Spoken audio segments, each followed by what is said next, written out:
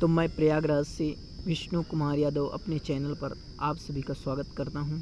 आइए देखते हैं, हम नीच शतक का प्रकरण हमारा चल रहा था, तो उसमें हम जो है 10 श्लोक तक पढ़ चुके हैं, जिसमें आपने शिखांडी इसके पहले पढ़ा और मैं क्रम से वीडियो भी डाल रहा हूं।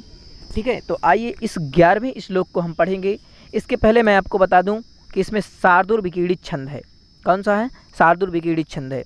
आइए इसका एक बार वाचन करते हैं, मेरे साथ एक बार इसका वाचन कर लीजिए, तत्पश्चात इसका हम अर्थ समझते हैं।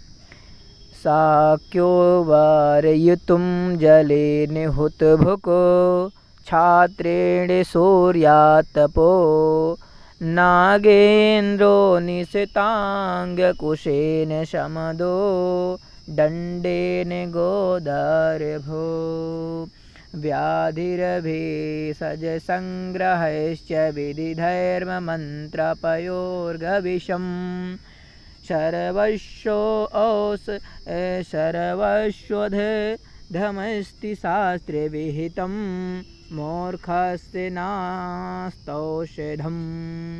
यानी जो मूर्ख व्यक्ति हैं उनके लिए कोई औषधि नहीं है। जो मूर्ख व्यक्ति हैं उनके लिए कोई औषधि ही नहीं है। इस संसार में भर्तहरि क्या विरचित लिखे हुए हैं। देखिए क्या क्या चीज़ बताए हुए हैं कि कौन कौन सी औषधियाँ हैं और कौन कौन सी औषधियाँ नहीं हैं। साक्यो वार हुतुम जलेन, यानी कि हुतभुक का मतलब होता है अग्नि को। अग्नि को काहे से बुझा सकते हो? जल से बुझाई जा सकती है। जल से अग्नि को रोका जा सकता है। हुतभुक का मतलब होता है, पहले मैं आपको देखिए एक एक शब्द की मीनिंग बता रहा हूँ, ध्यान से देखना।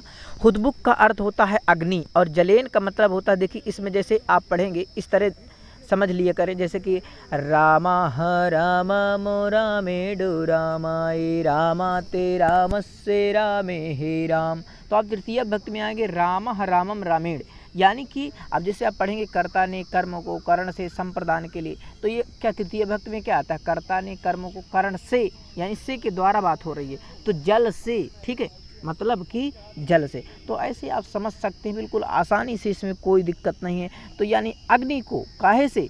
जलेन, यानी जल से। बात समझ रहे? तृतीय भक्ति लगी हुई है। तो जब आप तोड़ना नहीं सीखेंगे संस्कृत को तो आप सीख नहीं पाएंगे। तो देखिए एक एक शब्द मैं अर्थ बता रहा हूँ। हुतभुक का मतलब होता है अग्नि और जलेन का मतलब होता है जल से। ठीक है, और वार युतुम यानी बुझाई जा सकती है। शक्या माने ऐसा हो सकता है, ये योग्य है, ऐसा चीज़ हो सकता है कि हम जो है अग्नि को जल से बुझा सकते हैं। ठीक है, छात्रेण सूर्य तपो। अब देखिए सूर्य, यानी सूर्य जब तपता है, यानी जब उसकी आँच होती है, यानी जब सूर्य निकलता है, तो उसको भी हम काहे से रोक सकते हैं? एक अगर सूर्य जब अपनी तेज अग्नि में रहता है तो उसको भी हम छाते से, छतुरी से हम रोका जा सकता है, उसको भी रोक सकते हैं। ठीक है, नागेंद्रो। अब दूसरी लाइन देखिए, नागेंद्रो निशितांग कुशेन समदो दंडेन गोदर, यानी नागेंद्र का मतलब होता है हाथी।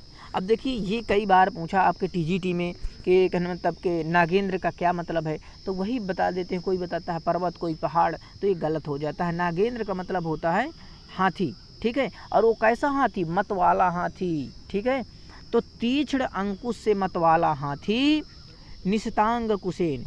ठीक है, तीक्ष्ण अंकुश से मत वाला हाथी जो है वशीभूत किया जा सकता है। क्या किया जा सकता है? वशीभूत किया जा सकता है। ये भी ऐसा संभव है कि कोई भी मतवाला हाथी है तो उसको हम वशीभूत।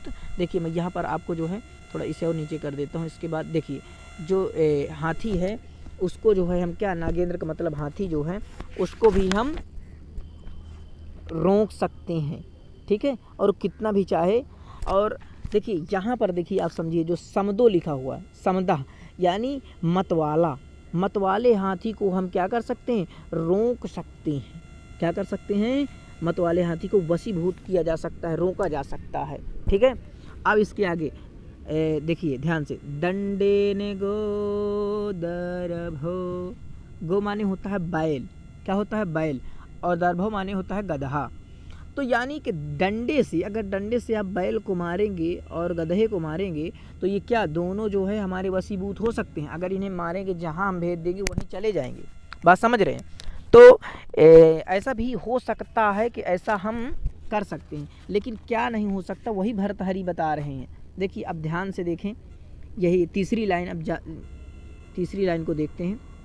देखिए ये वाला यहाँ तक आप समझ, इसके बाद एक फिर मैं बता दूंगा, कोई दिक्कत नहीं, ठीक है। तो देखिए व्याधिर, यानी व्याधि का मतलब होता है रोगी। क्या होता है? रोगी।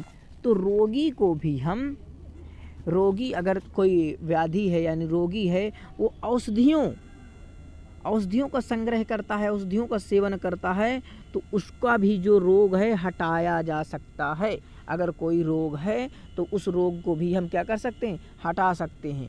वीरिधैर्य मंत्र प्रयोग विषम, यानी कि अगर किसी को देखिए जैसे कि उसमें क्या बताया गया है, विष। और विष कैसे होते हैं? जो सांप होते हैं, कई अलग अलग विष होते हैं, लेकिन विष में जैसे आप रखेंगे तो वो भी विष भी बता रहे हैं भर्तृहरि, ये बहुत ही बड़ी बात बता रहे हैं कि विष को भी आप क्या कर सकते हैं?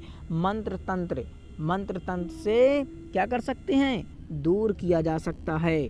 और क्या नहीं दूर किया जा सकता है वो भर्तृहरि बता रहे हैं, सर्वस्व औषधम, सभी की औषधियाँ तो हैं, प्रत्येक वस्तु की दवा शास्त्र में विहित है। ये जो शास्त्र हैं हमारे, अगर आप शास्त्र पढ़ेंगे तो उसमें बताया गया है कि जो है सभी की औषधियाँ तो मिलेगी, लेकिन किसकी औषधि नहीं मिलेगी?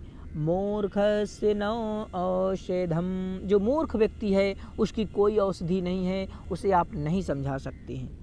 तो भर्तृहरि है। अब देखिए हम इसके बाद हमारी जो है, अब आप देख सकते हैं, मैं आपको स्क्रीन पर पूरा दिखाई दे रहा है, जैसे कि अब हमारा विद्वत पद्धति चलेगी। तो अब विद्वत पद्धति के हमारे श्लोक हैं, शायद 1-2 श्लोक होंगे, तो उन्हें भी हम जो है विद्वत पद्धति में जितने भी श्लोक होंगे, हाँ, तो अब विद्वत पद्धति हमारी चलेगी, उसमें भी श्लोक हम क्रम से इनका वाचन करेंगे और जो है क्रम से एक एक चीज़ पढ़ेंगे। आशा करता हूँ कि समझ में आ गए होगा आपके।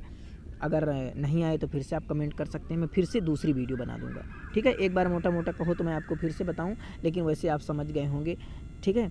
यानी कि देखिए एक बड़ा बता देता हूं कि जैसे कि आप हुतभुक यानी अग्नि को जल के द्वारा से क्या किया जाता है? जल के द्वारा बुझा सकते हैं, रोक सकते हैं। और जो सूर्य है अगर उसकी आँच लग रही है तो उसे भी छाते से रोका जा सकता है। क्या किया जाता है? छाते से रोका जा सकता है। नागेंद्रो यानी हाथी को भी, मतवाले हाथी को, समदो यानी कि मतवाला हाथी को भी वशीभूत किया जा सकता है, अपने वश में किया जा सकता है। और बैल और गधा को जो है डंडे के द्वारा वशीभूत किया जा सकता है। व्याधि जो यानी रोगी है उसको भी औषधियों का सेवन कराने से, प्रतिदिन औषधियों का सेवन करने से उसका रोग जो है दूर हो सकता है। विधि धैर्य में मंत्र प्रयोग, और कोई भी विष है, कोई भी कितना भी बड़ा विष है, उसको भी हम मंत्रों के द्वारा से रोका जा सकता है, उसको भी हम सही कर सकते हैं। सभी की औषधियाँ हैं, भर्तृहरि कह रहे हैं कि सभी की औषधियाँ हैं, शास्त्र विहितम, ये शास्त्र जो हैं, शास्त्रों में सभी की औषधियाँ हैं, लेकिन मूर्खस्य न औषधम, मूर्खों की कोई औषधि नहीं है। अब आशा करता हूँ कि आपके दिल में उतर गया होगा।